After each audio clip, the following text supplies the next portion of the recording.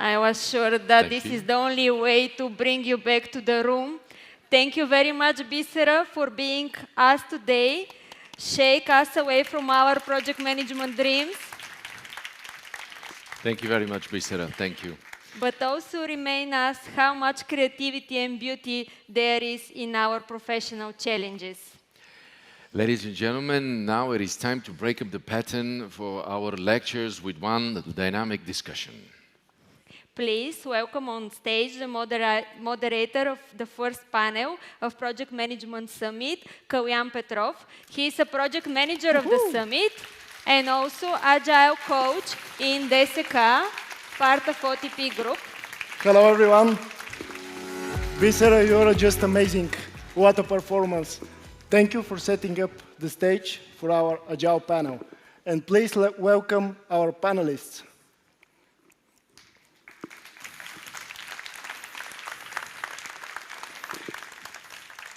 Our first panelist is Milena Radeva, who is among the first Agile practitioners in Bulgaria. She started her Scrum Master career in 2004, and since then she's dedicated on making popular the role of the Scrum Master and the Agile ways of working in Bulgaria. Currently, she is consulting organizations in Agile ways of working. Some of the organizations she has been working for are Visteon, Ford, New York Times, and PepsiCo.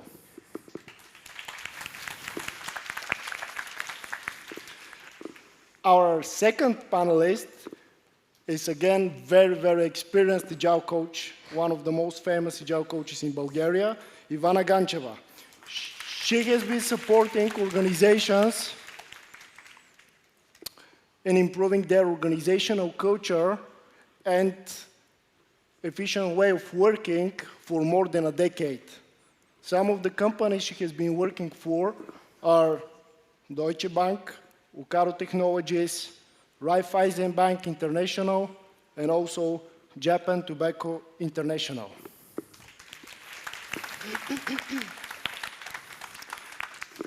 Our fourth panelist, she's an amazing woman.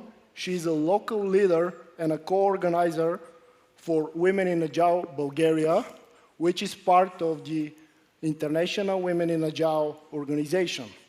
She has more than 10 years of experience in the roles of program, project, and delivery management. Some of the organizations she has been working for are Spotify, TopTal, the Financial Times, and DXC.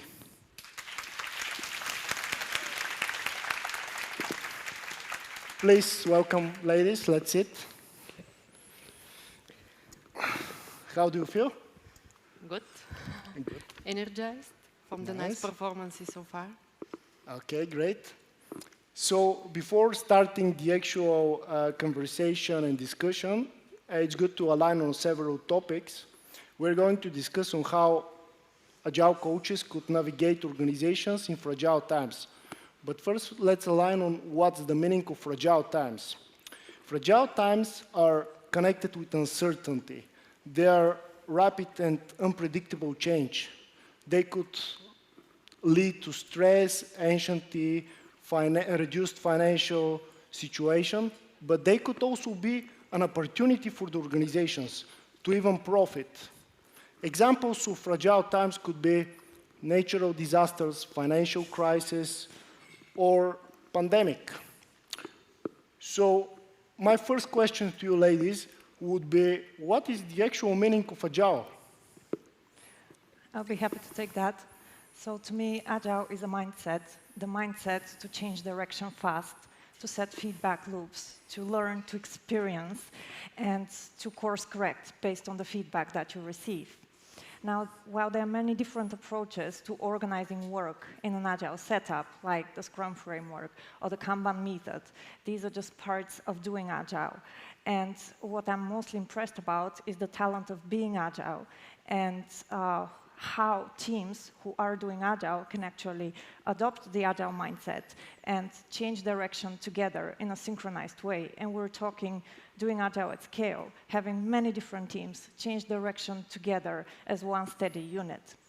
And to build on the concept of that, let's now clarify what is an organization, what is the one steady unit that these teams are a part of. Yes, I think it's important to define organizations using, typically we use building blocks of organization, and then to move on why do organizations hire Agile coaches and where they're working in the organizations and what do they do there. So typically we describe organizations starting from its mission and vision, what is their long-term goal, what value they bring, where they want to go. And then we have the strategy of this organization, what actually the plan to achieve this vision and mission. And then of course comes very important part, which is the culture inside this organization. We all know the famous quote that culture eats strategy for breakfast. So I would like to emphasize on the culture of the organization. And then we have the organizational structure, how different parts work together, interact so that they deliver value. We have, of course, processes and tools that the organization is using. And at the bottom, at the base, the core of the organizations are the employees, which with their talents and skills actually turn vision and mission into life. Okay, but actually, why do we need Agile coaches? What is their role and how they can support the organization? Why do we need to hire Agile coaches? I take this one. So, why organizations hire Agile coaches? I would say mainly for two reasons. One, whether we like it or not, is fashion. For whatever reason, it's very modern. It's we're going to be 2 times faster, yada yada. So, whether we like it or not, that's one of the reasons. The other reason is actually to help get one or multiple people, depending on the size and complexity of the organization, to basically help the organization become adaptable and responsive. Adaptability and responsiveness are the two things we're focused on. As for the role itself, over time and depending on the organization, it's understood in different ways. There is a definition of brilliant overview of Lisa Atkins from quite a few years back now. But in general, for me, one of the most important skills of an Agile coach is, or ways of working is, and I would assume that that's true for, I'm wondering, but they can see us over there, yeah? A lot of people here. I would bet that that's true for almost anyone's job out here, and it's the constant learning, the growing, the learning, and just like many other modern jobs, it's about learning with experience. Mm-hmm. So Agile has evolved beyond the manifesto. We're using more practices. We're stealing from more areas like design thinking and many others. So it's a constant learning and growth in that role. Constant improving in a way. Absolutely. Okay, great. And I'm sure that's true for probably everybody in the room as well. Okay, so fragile times are unexpected, but basically we can try to prepare for them, and how the Agile coaches could help us to prepare for these situations, something that is totally unexpected, and how can we even profit from it? Is it possible at all? Okay. So just to build on Ivana's thoughts about why organizations hire Agile coaches. So when you read a job description of Agile coach and you have a lot of bullet points why the organization wants to hire, what will be the role and responsibilities of the Agile coach, usually they start with a verb. And what are these verbs? It's help, it's facilitate, it's encourage, such kind of verbs. So actually Agile coach is working on the environment of the organization. And because I said at the core of the organization, we have the people, the employees of this organization with talents and skills. For me, very important is that how an Agile coach working with individuals of the organization and actually coaching them, teaching them of the growth mindset. Because having a growth mindset in people build a resilient and more adaptable organizations which will survive and even be better in fragile times, in crisis. So what does it mean, growth mindset? So the term is coined by a professor, Carol Dweck, from Stanford. She's a psychologist. Based on the researches, she has a book. But it's the idea that we are not fixed. Opposed is the fixed mindset. So we are not fixed in our talents and abilities. And through hard work, dedication, we become better, and we are learning. So such organizations with a growth mindset, like I said, will become more resilient. But what is interesting for cultures in this organization? They build on collaboration, teamwork.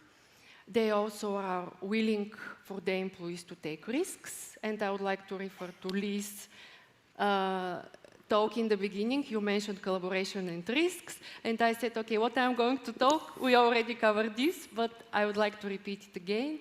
So collaboration, teamwork in the employees, taking risks, or running experiments, and of course, dedication to continuous learning, continuous improvement, and continuous working. Maybe I can share experience from Please. what I'm actually doing. I'm currently working for DSK Bank, and we're trying to improve the flexibility and the adaptability of the company. This is something that each organization should be actually doing. So how we're doing this, we're building a core team of great Scrum Masters and also other volunteers who are helping the organization to spread the Agile mindset in the organization, to be more adaptive, and if some crisis comes, we'll be prepared. And how we are actually doing this, we are preparing with a lot of workshops, trainings. We're using a lot of gamification methods in our training sessions.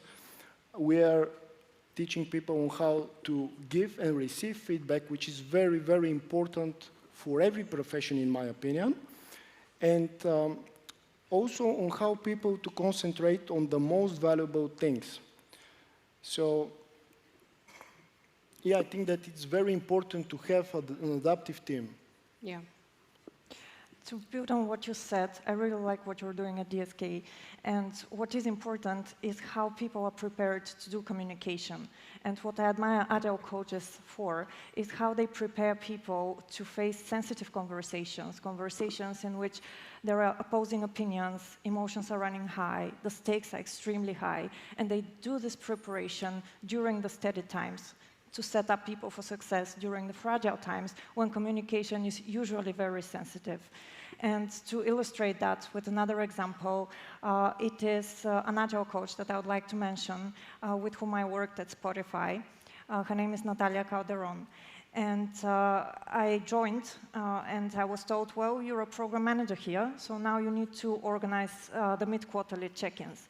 And I told them, I've never heard of them. I know the Spotify happiness survey. They were like, no, we don't do them anymore. This is something else. We now do something else. So I do what I'm being told. I gather one of my teams with their 4 directors. We start to talk, hey, what's been going well during the quarter? Let's celebrate your achievements. What hasn't been going so well? What do we do to improve to hit our goals at the end of the quarter? I get around 2 to 3 actions out of each team. I had in total 6 teams. And those actions were assigned to team members. So I asked my Agile coach to run that session for me at the end of the quarter. And the session was entirely different. We got much more frank feedback, much more details in how people actually feel and think.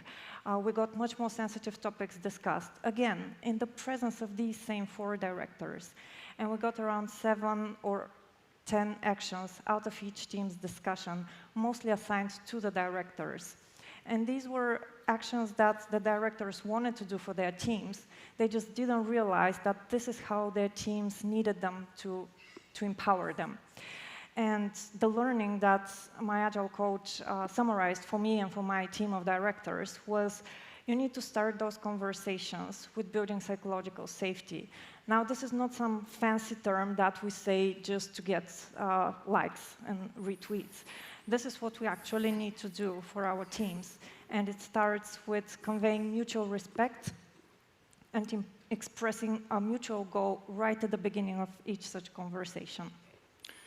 I think it's very important to know the weaknesses and the strengths in each team member, because when you know it, nobody's perfect. I guess if there is someone that thinks it's perfect, let's raise a hand, but I think nobody is. So it's important to know the strengths and the weaknesses of each team member. And when you know it, you know how to react in a situation which is a crisis, like in the fragile times. So knowing your people is vital, in my opinion.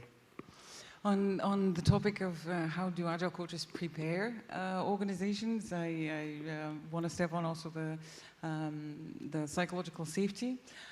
Basically, everything that the Agile coaches do is about preparing the organization. It's in Agile we talk a lot about responding to change.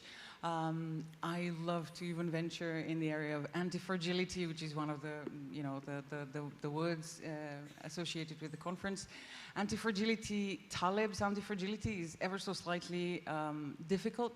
It's a bit counterintuitive because it's not about robustness and resilience. He says this is in the middle, so you have fragility, robustness, and resilience. Anti-fragility is the opposite of fragility, which is ensuring that you thrive on disorder, you thrive on difficult times, on fragile times, as we have defined it.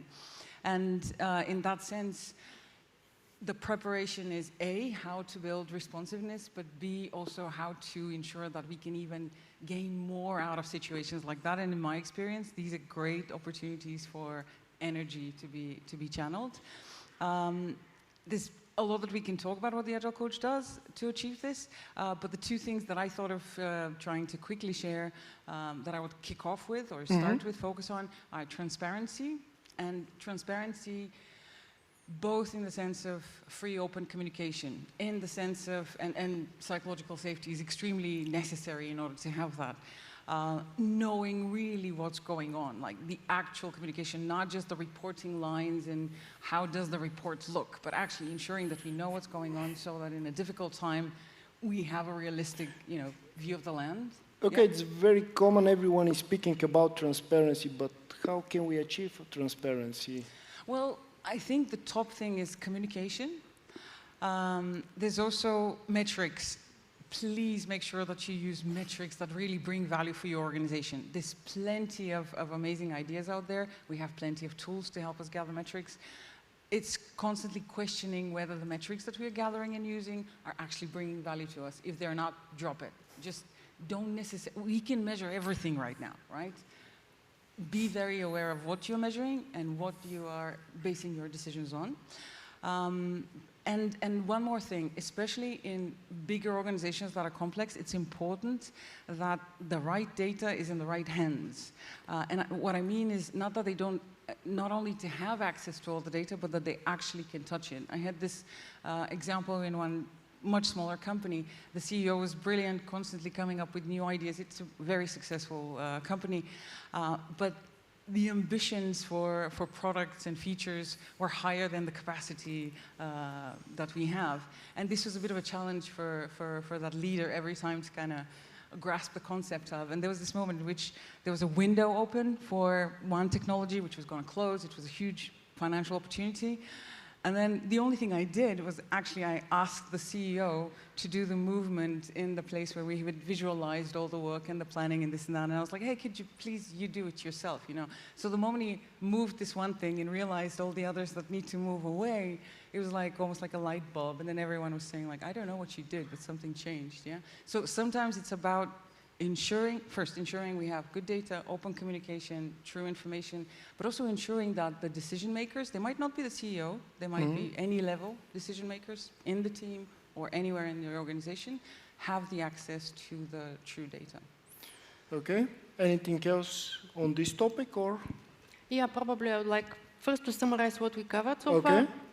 So transparency and communication, psychological safety, teamwork, facilitation of the Agile coach, and we covered feedback, so instilling a feedback culture so that we know our strengths, also what are our weaknesses, and you give example about this. It's very important to increase our self-awareness in the company, but also how do you create a culture of continuous learning in the organizations? So Do you have this in our organizations? Do you allow time for the employees, for our colleagues, to go and read something, to learn something new, to discuss, or to run experiments? How do you explain this to the management? Because the management is, we want code. You're not here to study, so how we can achieve this? How we can sell this? Yes, how we can sell this to the management? Any ideas, lady?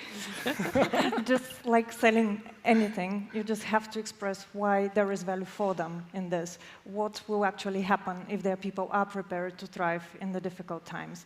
And why, by investing little by little, this is not a big cost, but investing one big sum when the fragile times are approaching, first of all, is not efficient, second of all, is a bigger cost. So anything that's cost-saving and profit-generating is a good sell point for management.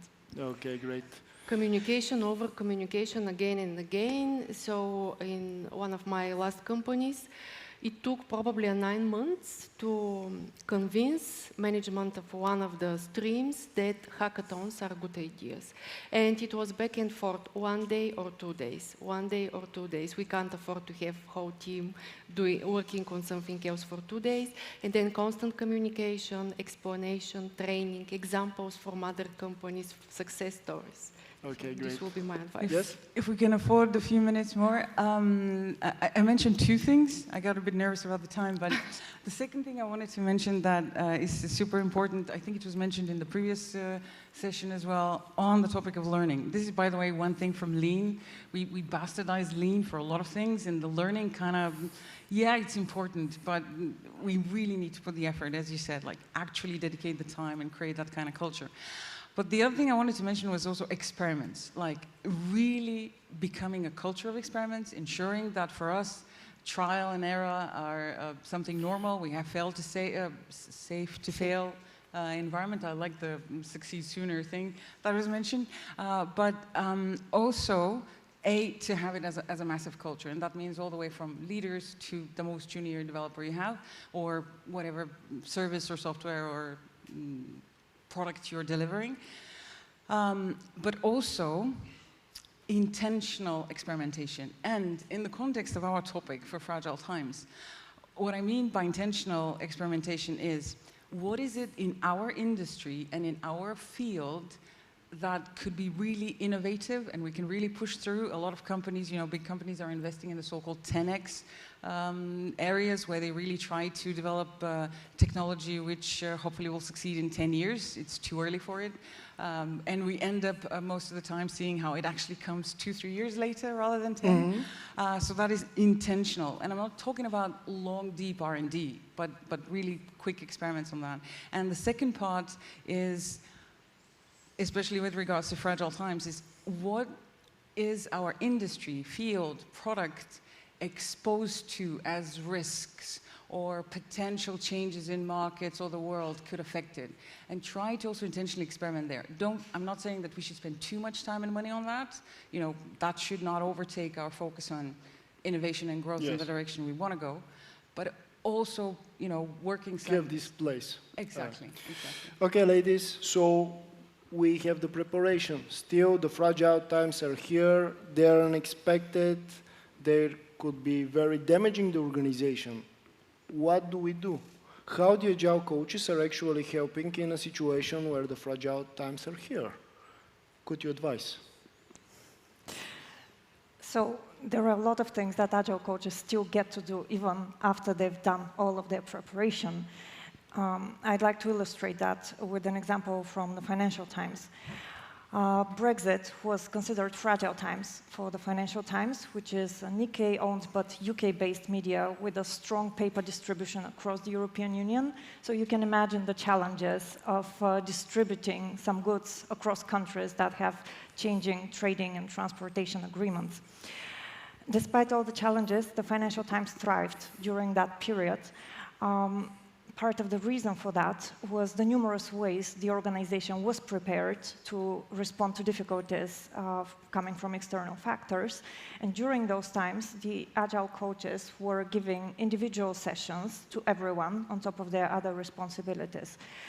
My coach was John Pokroy, and one of the learnings he helped me realize on my own was that the processes that we use for organizing our team's work, those processes, we shouldn't be serving them. They need to be serving us. And the other great thing that he said, and I'm quoting Lee Lambert in the presence of Lee Lambert, which is a star moment for me, he said, use common sense first and foremost. Don't run to your process, don't run to your certifications, use common sense, speak to a team, use common sense together. So I went back to my team and we discussed how we needed to change our processes, and we shouldn't be doing things like, oh, we need to do it because this is the framework, this is the agreed way, this is how other teams do it. And we just completely changed the way in which we organized. We reduced the scope and the length of our iterations. We increased our demonstrations. We even demonstrated back-end functionalities, which is something incredibly boring, just watching code, but we still got feedback even on that. So the products that we built during that period are actually still being used today. So it proved that that advice from that Agile coach actually set us for long-term success. And we also kept this wonderful habit of revisiting our processes on a regular cadence and making sure that they work for us and not vice versa. Totally agree. Okay. I would like to focus, when fragile times are here, on something else, some important trait of the Agile coach or Scrum Master of the team or project manager of the team. It is some specific characteristic that we as such servant leaders should be like, be able to read the room, to be tuned to people. And Bogi said about Brexit as a fragile times, but what about when we have a war, people moving from a war zone to another country, and how fragile they are. And working in Agile, we are in a constant sprinting, changing, experimenting, learning, but such people that left their homes, their families, they actually want to have some stability. So it's very important to be able to read the people and to know how to balance agility with stability, because you will face huge resistance if you continuously insist of something, trying something new with such people. And a couple of years ago, I had a couple of team members moved from one place to Bulgaria, change a lot for them, and yeah, I experienced this firsthand, like simple thing, like you want, for example, every time to have a new way to run your retrospective. The response is, why changing? Why again doing something new? So my message here would be tuned to your team, to your people, and know when you need to balance stability with agility. Okay, I can share experience from something that happened to me. During the pandemic, I had to work and coach a management team from Hong Kong that was responsible for supplying businesses from China to United States and Europe. And you know that with the pandemic, everything changed, especially in logistics, and it was kind of totally different situation, totally different world for them. And they were searching for ways to improve or to adapt to the new situation, to the new normal, which for them was really hard. So we had several sessions, coaching sessions. We were discussing different Agile frameworks, and it's very important to understand that. That's why it's called frameworks, because not every solution could solve your problems. For different situations, maybe something will help, for others, no. So, as I said in the past, in the previous discussion, it's important to know your team members, the weaknesses and the strengths. For some teams, something could work, for others, it could not. So basically, having an Agile coach that can consult you and help you to find the right track or change something in order to be efficient is very, very important. And yeah, my message is just find something that's suitable for you. And actually help build that culture of always questioning what we're doing, as your example gave. Absolutely, Really nice, absolutely. yeah. To me, during fragile times, the coach's main job is to channel the energy created by those fragile times, like figure out what's the most we can do with it, how we can transform it, how we can find, I don't want to say the best, but good avenues of thinking to address this problem. And as I said, what can we do to make the gain out of it? Not just to survive, but how can we transform this? I personally find most obstacles, I don't know, as a fan and a learner of Stoicism, I guess, or just a type of thinking, I've always felt that fragile times for organizations are great opportunities. Almost any single time that I can think of in my experience. And one other thing is that it really forces the organization to ask, and this is how the Agile coach can help, is to help ask the right questions about what we do, why we do it, even sometimes about the own self-identity of the organization, the goal, the direction that we're choosing. People do not realize the power of these words, and they're very powerful. Oh, thank you. Yeah. I think it works. I think it works. What we need to remember is that it takes time. If this is not natural for your organization, it might be. I usually love stepping on the strengths of an organization. Every organization has strengths. If your business is successful or is running, you are doing a lot of things right? So we're looking for improvement and evolving rather than, so starting from these, we can get there. But what I wanted to mention was also the one amazing thing that happens is you get to question a lot of basic agreements of values, even principles, way of working, and specific product business decisions and so on. But you also get to stop doing a lot of stuff that doesn't bring value. And this is so important. Like, there's a lot that we do in our organizations which is not necessarily valuable. We just got used to doing it, so we do it. So this is a very good time to clean house, to help, people move into better directions internally, focus on where could we do more learning for the next crisis. An example that we agreed, we did talk about the talk before the talk. So we agreed to Don't say the secret. So we agreed to think about stories. And for example, that's probably a very light one, but in a merger, or it was an acquisition, which is a very, how should I say, it's quite a fragile time for both organizations, whether you're in the one who buys or the one that is being bought. And for example, there was you had like similar products on different markets, and then the question was, what do we do? Do we keep both? Do we work separately? No, we're going to keep only one, so we're going to close one of the teams. And for example, from the coaching team, we gave an idea, well, why not try to build a co-located team to work on one new product, steal the best of both worlds? And this worked very well. It was copied for other sub-products. It was brilliant. There was one product that it didn't work for, but you can, in these situations, and this was so good for the growth of the new merged, I would say, company. And things like that really, really help, I think. Okay, ladies, I think we can have some questions if you're fine with this. So, do we have the preparation? Someone to ask a question, if there are, of course.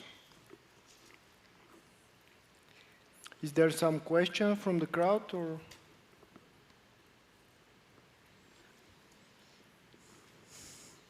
I was going to mention that a lot of what we're talking about, you guys probably already know. So hopefully it was a good summary or reminder of some topics.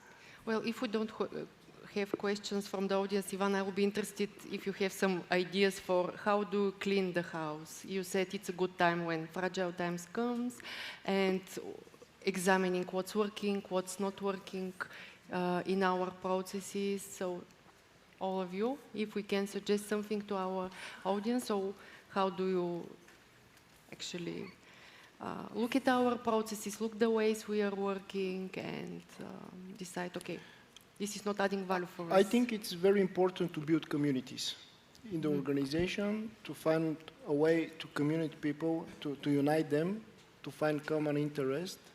And at the end, organizations are about people. And it's very important how you deal and how you treat the people in your organization in order to be agile, in order to be adaptive. So it's, in my opinion, very important to concentrate on this one. Okay. I would say it does depend on what you have been doing before that. Yeah. Like the level of what we talk transparency, I like to call it brutal visibility, because transparency is kind of overloaded over time.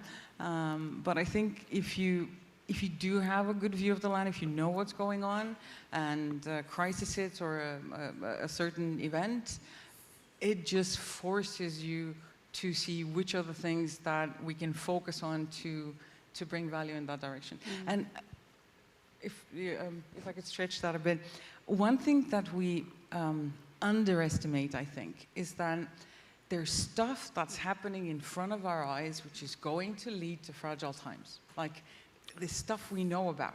Fragile times is not always the way we have decided to think about it as something that is scary for the organization or an opportunity or something like that. And in that direction, I was thinking, for example, AI tools, ChatGPT. It's come on, 3 months old, 4 months old. It can do crazy stuff, right? And now is the time for us to think, and I don't mean that it should be exactly this AI tool, it's other improvements in AI. Like, what are we going to do? How can we make the most out of it? Not to fall in the trap of fear of jobs that might become, unnecessary or so on, but the opposite. How can we use opportunities like that? Not saying you should use exactly this one, but how can we use opportunities like that to get our people to offload them of minuscule, not so exciting jobs and really focus the power of our employees in innovations and experiments into new stuff? Change is constant. I think all of us agree that change is constant, and we need to adapt. And if we don't adapt, we will finish like companies like, maybe not very appropriate, but yeah, Nokia didn't adapt and they lost their first place. They were #1 in every direction. So we need to find a ways to adapt. The new times are coming, as you said, and we have to find a way to adapt and to be with the new times, or we will finish. There was a lot of talk recently about ChatGPT and what will happen with the role of Agile coach, and how ChatGPT is passing all exams possible for certifications and so on. But yeah, and I was reading and researching a lot. Of course, at this point, it's good at summarizing information, but the main job of the Agile coach to facilitate, to help team do decision making, to create collaborations. This will not be replaced from ChatGPT. And the thing that ChatGPT does, it gives you the same solution over and over and over again. I have a 14-year-old son. He can write his homework with ChatGPT. The problem is his classmates also write their homework, and it's the same homework. So if you ask ChatGPT, hey, what should I do with this team? We have these and these problems. It would give you the same solution, but the same solution doesn't solve the problems of different teams or of different organizations. So I think we're safe here. And what I liked, this idea that you mentioned, how do we clean the house? How do we adapt? Because people are resistant to change. I don't like change. I don't want it to happen to me. I don't want it to happen to my teams, but it happens no matter how hard I try to control things. So the thing that I found works for me and for the people I work with is when we do change, to agree that it's not final. It doesn't mean that we say completely goodbye and like total death to everything that worked for us so far. We agree we'll change this bit, and then we'll revisit in some time, whether it's 2 weeks, whether it's a month. Is this really working for us? Are we still uncomfortable with this change? And this idea that it's not a final change, it's not a final decision, somehow makes it easier to move forward with new things. Yeah, I can give an example from my Scrum Mastering experience with one of my teams. We were experimenting, finding the balance and something that's working for us. And sometimes we were making mistakes, so we had to step back again, look what we did and try to do it in a better way. But the idea with the Agile is do it on small steps, so if you go into the wrong direction, you can go back, which is helpful. Okay, ladies, anything else? Or yeah, we I would like to add 2 things. Maybe it's not so bad to have disagreement on the panel, but I think exactly that type of thinking, I was getting the same answer, is what delays the awareness of such stuff. I'm not saying it's crazy, you should get scared right now and go and run and do stuff, but what I'm saying is there's constantly in our industries and neighboring industries things that are coming, and it's up to us to grab those opportunities as early as we can in whatever format. And the other thing I wanted to mention is that fragile times are the times where the Agile coaches, not only professional individual coaching, but also systems and organizational coaching really comes to play and really helps out. When you have a more massive, be that stress concerns or more complex decisions that need to be made, it's super cool to be versed and to get to train in these areas as well. Okay, ladies, final words. Bogdana? My final words would be this. If you'd like to become more effective and more successful through your own potential in your own authentic way, then speak to an Agile coach. And if you want your teams in your organization to be successful and shining in steady times and in difficult times, then use the superpowers of expert Agile coaches. They really know how to do it. My final words will be that we all should start from ourselves, from this internal drive to always learn and develop ourselves, to be the best version of ourselves. Then as Agile coaches, to create the right environment of our organization where people can learn together, can run experiments, collaborate, enjoy working together, and then we'll have great organizations. Thank you. Ivana? I'm not sure I have any final words. I guess learn, unlearn, and relearn. I'm definitely a fan of anti-fragility, and I see more and more conversations like that coming into the Agile world.